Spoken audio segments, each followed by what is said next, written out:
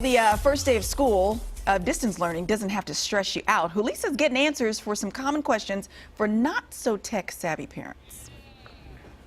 Yes, oh my goodness. We were having this conversation the other day. Scott and I were like talking, do we have the right devices? What should we get our kiddos? So you know who we called? These two right here. Yep, our favorite nerds. Nerds on call. We've got Andrea and Ryan. Good to see you both. Hi. Hi. In your element here. So I love that I get to come here. I know. We have technology and kids, the two things that I feel relatively confident talking about. So we're good. Yeah, we're good. I love it. Okay, so let's start here. You've got all of the devices out. One thing that I know a lot of parents have been debating, do we go with an iPad or a tablet, or do we need to go with a laptop? Right, and really the first key that I would say is to try to make sure whatever it is that you can dedicate a single device to each of your kids if at all possible, because kids are going to find any reason to be distracted. We were talking about this earlier, and if you're sharing a device, they're sharing with another child, it's going to be like, oh, I can't do my math today because I just can't get on. The other thing is kids are terrible with their stuff. They're going to break it. And if it's the one laptop that you need for work and your kid spills juice on it, you are all going to be out of. So if you can dedicate a device to them, even if that means that the only thing you can afford or the only thing that you can give them access to is a tablet, there's really limited functionality when it comes to tablets. So the Kindle Fires are a really big, like people are really interested in them because of their price point. They're basically like $50 for a Kindle Fire is a really great price point. You can do limited things on there. So this day and age, we're going to be doing a lot of Zoom meetings, right? That's pretty much what school's going to be. So they can easily access Zoom on a device like a tablet because it's got an integrated camera, an integrated mic. You don't have those like separate, microphone and camera issues that you will with some other, desktop-based version. So there's some benefits there, but really it's going to be pretty limited in terms of doing schoolwork. You can try adding a Bluetooth keyboard and a Bluetooth mouse to try to give them the ability to still do documents and things like that. But really, now you're adding connectivity issues when those things drop connection, and now suddenly it's like, I can't type anymore. I don't know why. Right. So I would say that when it comes to a tablet, it's beneficial in part. On an iPad, for example, you're going to have more apps that work. So things like Rosetta Stone.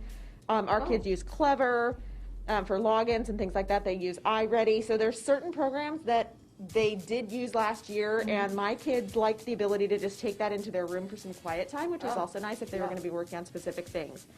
However, so normally we don't recommend Chromebooks because they have limited functionality. You can get online, you can get to Google programs like Google Docs and Google Sheets, but your overall functionality is limited versus like a full Windows or Apple system. However, when it comes to kids, I would say that it's actually a better way to go because you can get a low price system, and again, kids are going to destroy it, so don't spend a lot of money on the thing that you're getting for your kids.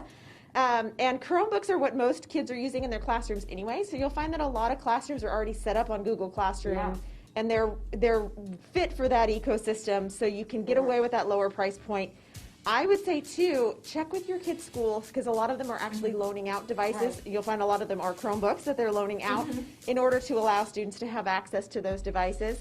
And if it gives you the ability to have one for each of your kids, that's really the plus.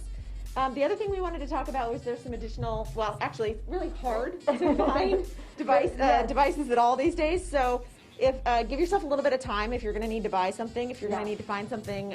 Best Buys are all sold out. Costco's are all sold out. It's going to be a hunt. It is. So there's a few available on Amazon still that you can get, but you can see limited quantities. You're not going to get that till August 9th, so baby, get ahead of it right now. We do have two other links. They're Grammarly and the Lumen PDF, both very helpful. We're running out of time, but we're going to put those on our website. The Lumen will help with PDF documents that they get from their teacher, and then Grammarly, I think, Court, you and I could certainly use this. Anyone really, it is actually helps not only with your spell check, but also with your grammar. And maybe if you have a little bit of a terse tone in the email, it will also might remind you, maybe you shouldn't send that email. I said to Ryan, I should probably download that. It'll check me before I send the email. Right? Oh my goodness. Always great to see you. Such great insight. So helpful for so many parents I know. And we're all trying to navigate this distance learning over the next couple of weeks. All right, back over to you. Always good to have some nerds in the back pocket. Love it. Thanks, Sue.